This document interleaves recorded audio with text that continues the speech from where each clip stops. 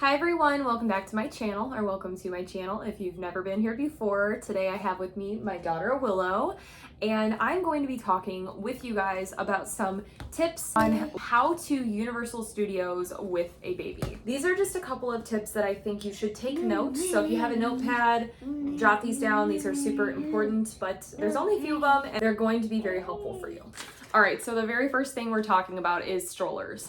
So you need to consider whether you want to bring your own stroller or you want to rent a stroller. They do have the option at Universal Studios to rent a stroller, and if you do that, then you also have the option to store your stroller away in their special monitored, secure area for the strollers, because you need to keep in mind that if you're going to bring your own, you probably will have to leave it outside of shops or rides because you can't bring those in those places.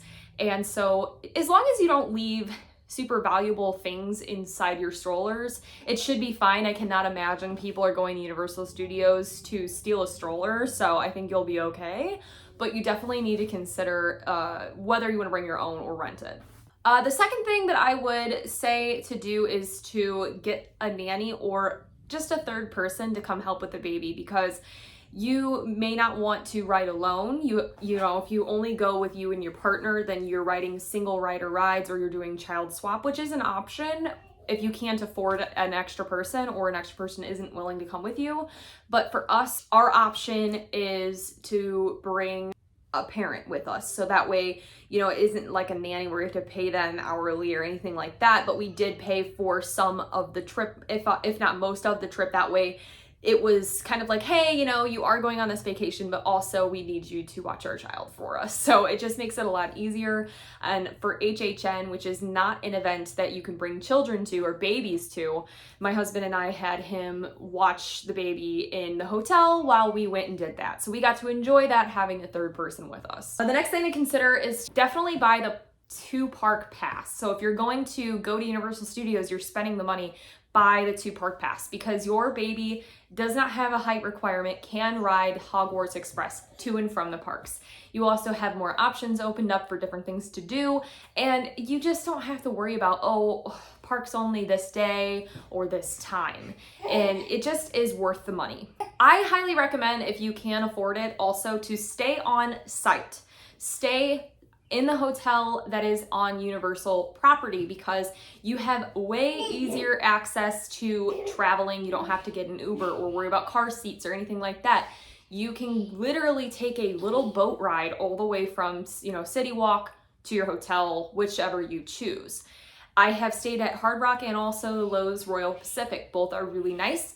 Both are, you know, right there. And so yes, you're spending extra money, but it is so worth it. Just makes it easier. And also, if you don't have a kid and you're just looking for, you know, an easy trip, that is nice for if you're going to drink a little bit, you don't want to worry about driving or ordering an Uber. There you go.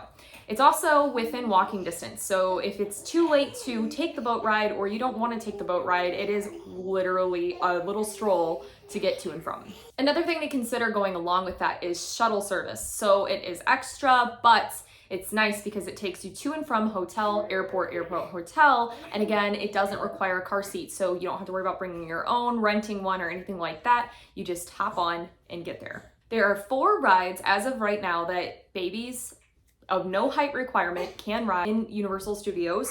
Actually, all of these, except for technically Hogwarts Express, are located at Islands of Adventure. So they are not Universal Studios. I have checked into this thoroughly.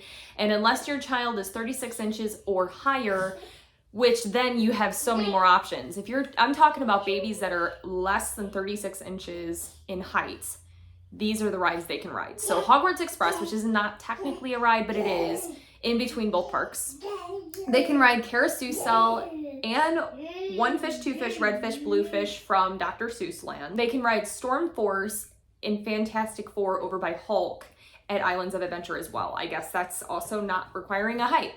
There's a ton of other things that they can do as well. If they can walk around and stuff, they have different little park areas or different play areas that they can enjoy, little splash pads. But most of the rides at Universal Studios are not going to allow your baby on them. And so that's pretty much it for the tips for this. The other kinds of pointers would be just make sure you pack sunscreen, you pack enough food, you pack everything you're going to need for your baby, a baby hat, all that stuff. So really bringing your own stroller, I think, is more important and is just a lot simpler. It's more all curated to what your baby is used to and what you're used to. And I think that's the most important thing, is making them comfortable so you can have the most relaxing trip possible. Thank you guys so much for bearing with me on this video and for listening through the couple tips I had for you on how to go to Universal with a baby. I hope you enjoyed this video. If you haven't already, please subscribe to my channel. I upload a new video every Monday and Thursday mornings at 8 a.m. Central Standard Time. And as always, stay sassy. Bye guys.